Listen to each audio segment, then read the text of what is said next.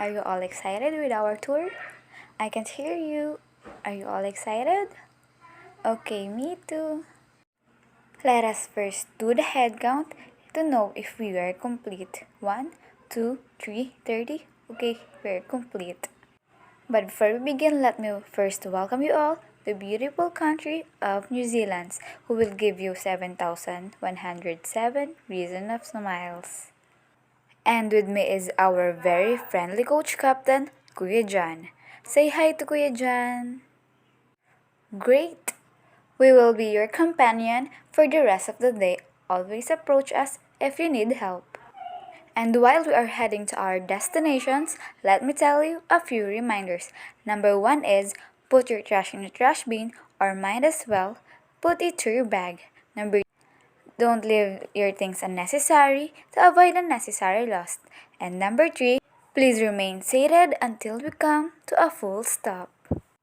Fourth, I have with me a whistle. If you hear me a whistle once, that means we are going to line up in front of the bus because we are going to our next stop. Fifth, I have a flag that I will wait to locate me is here. I also have a first aid kit in case of emergency. So we are going to start our very exciting tour. Are you guys ready? Alright, here we go. History of New Zealand, Culture and Traditions. New Zealand is a young country in both geological and human terms. In fact, New Zealand was the last habitable place in the world to be discovered. Maori settlement. First to arrive were ancestors of Maori. These first settlers probably arrived from Polynesia between 1200 and 1300 AD. They discovered New Zealand as they explored the Pacific, navigating by ocean currents and the winds and stars. In some traditions, the navigator credited with discovering New Zealand is Coupe.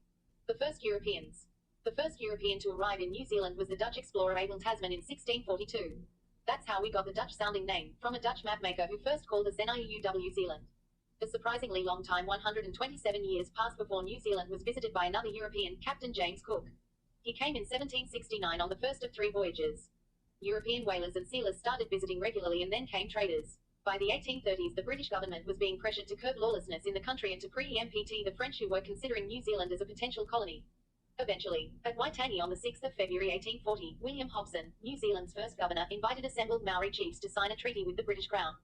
The treaty was taken all round the country, as far south as Vavo Strait, for signing by local chiefs, and eventually more than 500 signed.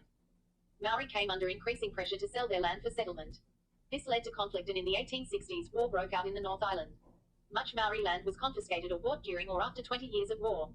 Meanwhile, the South Island settlements prospered. Sheep farming was established on extensive grasslands, and Canterbury became the country's wealthiest province.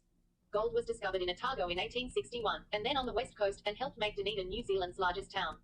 In the 1870s, the government helped thousands of British people start a new life in New Zealand. Railways were built, and towns sprang up or expanded.